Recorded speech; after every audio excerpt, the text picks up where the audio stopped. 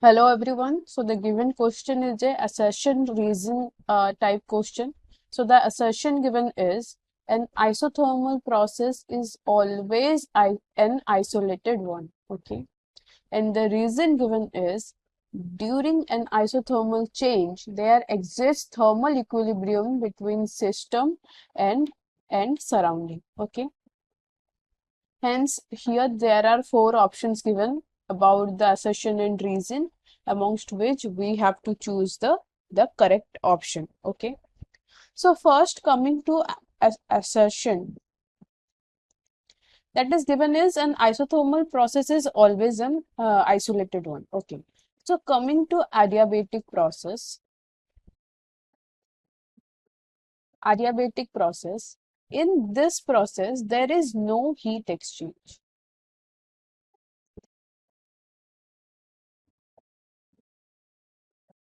Hence, that's why Q is equal to 0. Hence, it is always insulated. So this process is always in insulated conditions so that there will be no heat exchange. But when it comes to isothermic,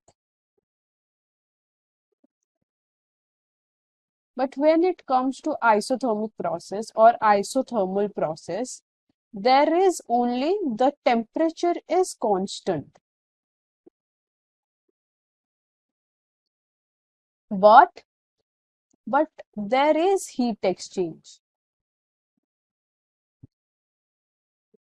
But heat exchange is there.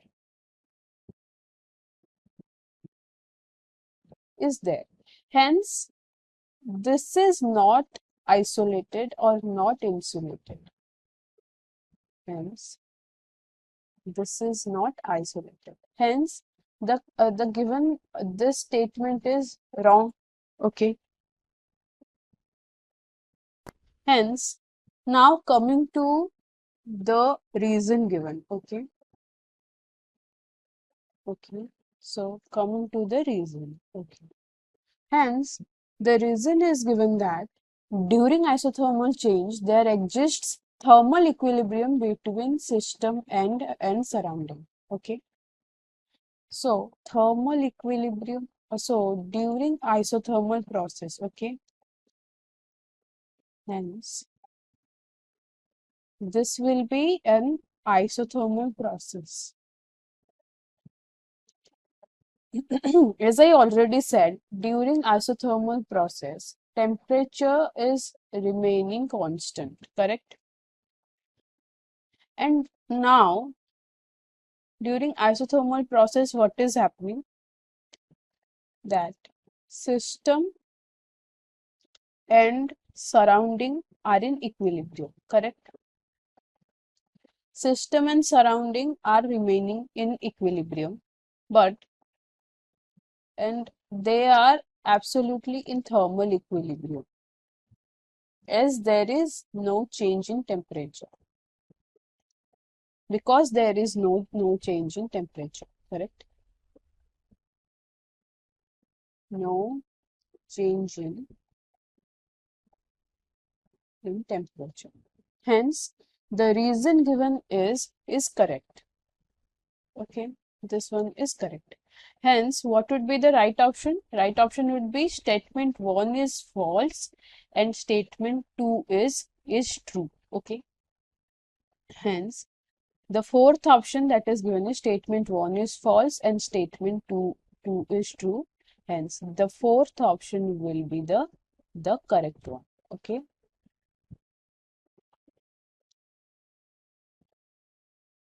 The question is the difference between heat of reaction at constant pressure and constant volume for a reaction. Reaction हमें दी हुई है 2C6H6 liquid plus 15 O2 gas convert हो रही है 12 CO2 plus 6 water molecule में at 25 degree centigrade in kilo joule is. ठीक है, तो इसमें दिया हुआ क्या है सबसे पहले वो देखते हैं. इसने पूछा है कि डिफरेंस निकालना है heat of reaction at constant pressure and constant volume. तो इनका मतलब क्या होता है? Heat of reaction at constant pressure होता है हमारा QP, वो होता है हमारा चेंज इन द एंथैल्पी. और heat of reaction at constant volume वो होता है हमारा QV, वो उसको क्या बोलते हैं हम, चेंज इन इंटरनल एनर्जी। ठीक है, तो जो गिवन है पहले वो लिख लेते हैं। गिवन क्या है हमारे पास, गिवन सबसे पहले हमारे पास टेम्परेचर है, टेम्परेचर के T कितना दिया हुआ है, ये दिया हुआ है 25 डिग्री सेंटीग्रेड। ठीक है, 25, तो इसको हमें किस में चेंज करना पड़ेगा, केल्विन में। ठीक है, तो क्या करेंगे हम 273 से ऐड कर देंगे, तो ये कितना आ जाएगा, ये आ जाएगा हमारे पास 298 केल्विन। ठीक है, अब इन टर्म्स को समझते हैं। Heat of reaction at constant pressure क्या होता है हमारा, हीट ऑफ रिएक्शन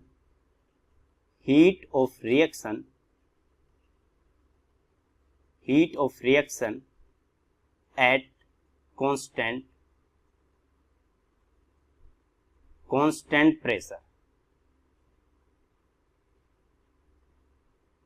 प्रेशर, इसको किससे लिखते हैं हम, इसको लिखते हैं QP। ठीक है, क्योंकि P कांस्टेंट है इसके।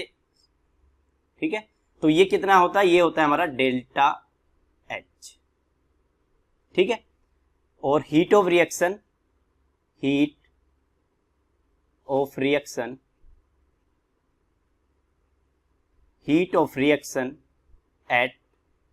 कांस्टेंट वॉल्यूम, उसको किससे लिखते हैं हम, QV से, क्योंकि V कांस्टेंट है। तो ये कितना हो गया, डेल्टा U, ये होगा हमारा चेंज इन इंटरनल एनर्जी। तो इन दो टर्म्स को ध्यान रखना है। QP क्या होता है हमारा, heat of reaction at constant pressure होता है चेंज इन एंथैल्पी, और heat of reaction at constant volume होता है हमारा चेंज इन इंटरनल एनर्जी। ठीक है, और हमें क्या दिया हुआ है, हमें एक रिएक्शन दी हुई है, तो उससे हम change in the number of mole से निकाल सकते हैं। Change in number of moles, किसके, गैस के, डेल्टा NG, इसको लिखते हैं हम डेल्टा NG से, change in the number of moles of gaseous.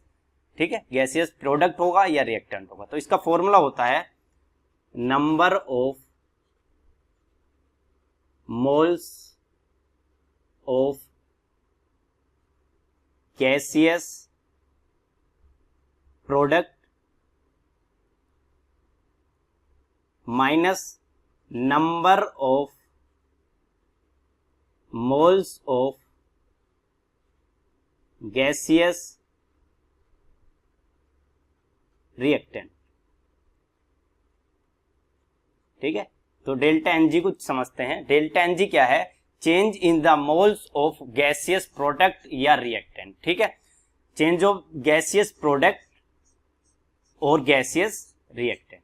तो जो गैस वाले मॉलिक्यूल हैं उनको ही हम कंसीडर करेंगे, उसके अलावा जो सॉलिड या लिक्विड होगा उसको हम कंसीडर नहीं करेंगे। तो ये कितना आएगा डेल्टा NG कितना आएगा, जब हम प्रोडक्ट के मोल्स देखेंगे तो वो आ रहे हैं हमारे 12, माइनस जो रिएक्टेंट के देखे तो वो आए हमारे 15। ठीक है, सॉलिड और लिक्विड वाले हम कंसीडर नहीं करते, तो ये कितना आ जाएगा -3। ठीक है, तो डेल्टा NG क्यों कैलकुलेट करा, क्योंकि डेल्टा NG की हमें यहाँ पे जरूरत पड़ने वाली है। ठीक है, तो थर्मोडायनेमिक में फॉर्मूला पढ़ते हैं हम, फॉर्मूला क्या पढ़ते हैं, फॉर्मूला क्या होता है, delta H is equal to delta U plus delta NG RT। ठीक है, तो हमें इन टर्म्स को समझने की कोशिश करते हैं। ये टर्म्स है क्या, डेल्टा H है हमारा चेंज इन एंथैल्पी, और डेल्टा U है change in internal energy, delta NG change in the moles of gaseous state, R हमारा गैस कांस्टेंट, और T है हमारा टेम्परेचर। ठीक है, और हमें निकालना क्या है उस चीज को देख लेते हैं। हमें निकालना delta H minus delta U। ठीक है, ये हमें कैलकुलेट करना है, change in enthalpy minus change in internal energy हमें क्या करना है, कैलकुलेट करना है। तो ये कितना आएगा आगे, is equal to -3, delta NG कितना है 3, R की वैल्यू होती है हमारी 8.314, और टेम्परेचर कितना दिया हुआ है हमारा 298 केल्विन। ठीक है, तो इसको हम कैलकुलेट करेंगे तो ये कितना आएगा -7.43 इंटू 10⁻³ जूल। ठीक है, ये जूल में आया, और हमें निकालना किसमें, हमें निकालना किलो जूल में, ठीक है। तो ये कितना आएगा, -7.43 किलो जूल, ठीक है। तो change in internal energy and enthalpy कितना आ जाएगा हमारा, तो ये change in enthalpy minus internal energy क्या आ जाएगा हमारा, ये आ जाएगा -7.43 किलो जूल, ठीक है। तो कितना आ गया ये चेंज इन इंटरनल एनर्जी और एंथैल्पी, ये कितना आ गया -7.43 किलो जूल। हेलो एवरीवन, हमें क्वेश्चन में गिवन है एक रिवर्सिबल साइकिल प्रोसेस शो किया गया है आइडियल गैस के लिए। यहाँ मेरा प्रेशर, वॉल्यूम, टेम्परेचर है, पीवीटी से रिप्रेजेंट किया है। थर्मोडायनामिक पैरामीटर्स हैं Q, W, H and U। Q हमें पता है heat, W work done, H enthalpy और U इंटरनल एनर्जी रिस्पेक्टिवली। तो मुझे 4 ऑप्शंस गिवन है, तो चलिए देखते हैं हमारा कौन सा ऑप्शन करेक्ट है और कौन सा नहीं। तो क्वेश्चन को स्टार्ट करने से पहले जो हमें ग्राफ से चीज़ें पता चल रही हैं एक बार हम वो डिस्कस कर लेते हैं, उसके बाद हम अपने आंसर के पास चलते हैं, ठीक है। तो अगर मैं देखूं मुझे क्वेश्चन में क्या गिवन है, मेरे पाथ है ACB, ठीक है ना। तो हमें पता है, अगर मैं लिखती चलती हूँ, देखो A से अगर मैं C की तरफ मूव कर रही हूँ तो मेरा क्या हो रहा है, आप देख सकते हैं यहाँ पे ये हमारी वॉल्यूम कांस्टेंट है। ये तो यहाँ से पता चल रहा है V1 से चेंज किसका आ रहा है, V1 का। तो जब हमारी वॉल्यूम कांस्टेंट होती है तो वो प्रोसेस कौन सा होता है हमारा, आइसोकोरिक। तो मैंने लिख दिया AC जो मेरा प्रोसेस है वो मेरा है आइसोकोरिक प्रोसेस। क्लियर। चलिए नेक्स्ट देखते हैं। अगर मैं बात करूं A से B की, तो A से B में आप देख सकते हैं कि ये मेरी x एक्सिस, ये y एक्सिस के पैरेलल है और x एक्सिस पे मेरा टेम्परेचर है। टेम्परेचर का चेंज क्या है, T1 से T1 का। तो टेम्परेचर का कोई चेंज नहीं है, तो जब मेरा टेम्परेचर का चेंज नहीं होता तो वो प्रोसेस कौन सा होता है, हमारे आइसोथर्मल प्रोसेस। तो A भी मेरा हो गया आइसोथर्मल प्रोसेस।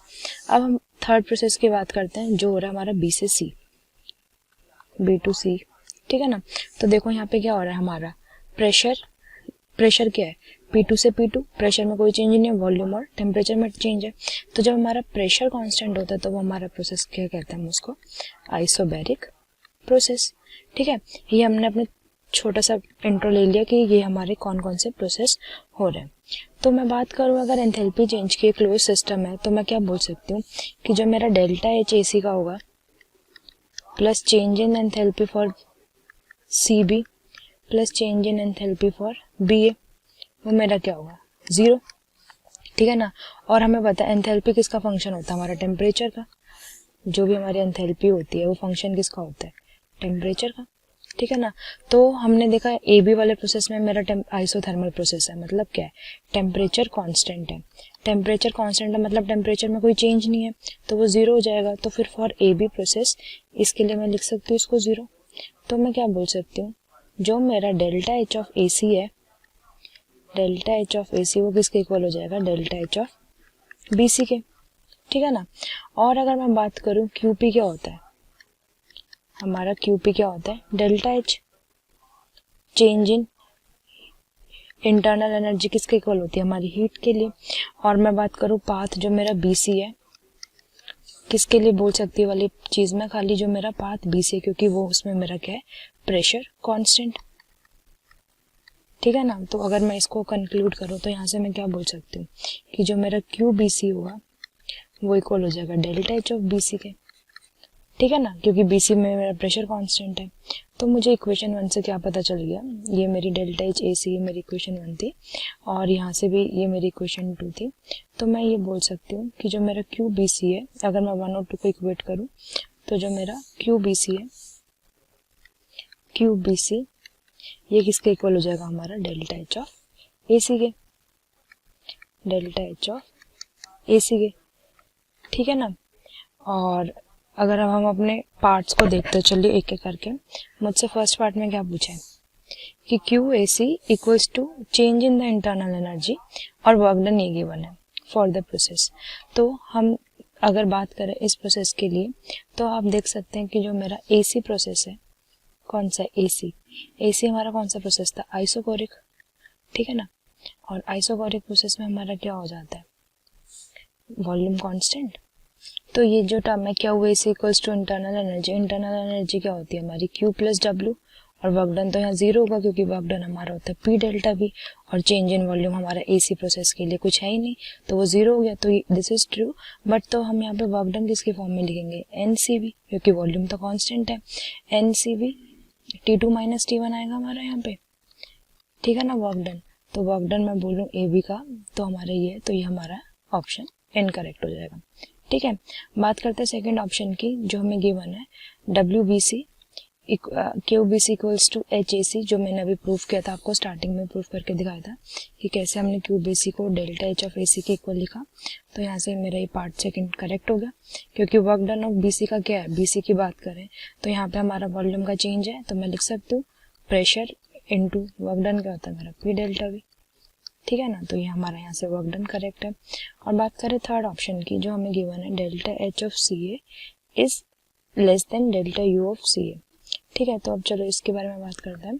हम लिख सकते हैं, हम इसको नीचे एक्सप्लेन करते हैं थर्ड पार्ट को, कि जो हमारा डेल्टा H ऑफ CA है वो हम कैसे लिख सकते हैं CP के टर्म्स में, CP T1 माइनस T2, क्योंकि टेम्परेचर का चेंज ये है, और अगर मैंने बाहर नेगेटिव ले लिया तो ये मेरा T2 माइनस T1 हो जाएगा, ठीक है ना। और बात करूँ डेल्टा UA की, U फॉर CA, ये हमारा चेंज इन एंथैल्पी है, हमारा चेंज इन इंटरनल एनर्जी है, तो ये हो जाएगा NCV T1 माइनस T2। मैंने बाहर माइनस नेगेटिव ले लिया तो मेरा हो जाएगा T2 माइनस T1, और हमें पता है कि हमारा CP क्या हो जाएगा यहाँ पे, CV से ग्रेटर, ठीक है ना। और मुझे ऑप्शन में क्या गिवन है, अगर मैं CP मेरा CV से ग्रेटर हो गया तो क्या हो जाएगा, डेल्टा H CA लेस हो जाएगा डेल्टा U CA से, क्योंकि मैंने नेगेटिव साइन बाहर लिया था, ठीक है ना। तो डेल्टा H CA लेस हो जाएगा डेल्टा U CA से, और मुझे क्वेश्चन में ये गिवन है, तो मेरा C पार्ट भी क्या है, करेक्ट ऑप्शन है। बात करते हैं अपने लास्ट ऑप्शन की, जो हमें क्या गिवन है, डेल्टा H CA ज़्यादा है डेल्टा U CA से, जो भी हमने प्रूफ किया जो रिवर्स है, तो मेरा ये ऑप्शन भी इनकरेक्ट हो गया। तो जो क्वेश्चन की करेक्ट स्टेटमेंट्स होंगी मेरे इस क्वेश्चन के लिए, तो आंसर होगा इस क्वेश्चन का, the correct options are part B and part C. Thank you.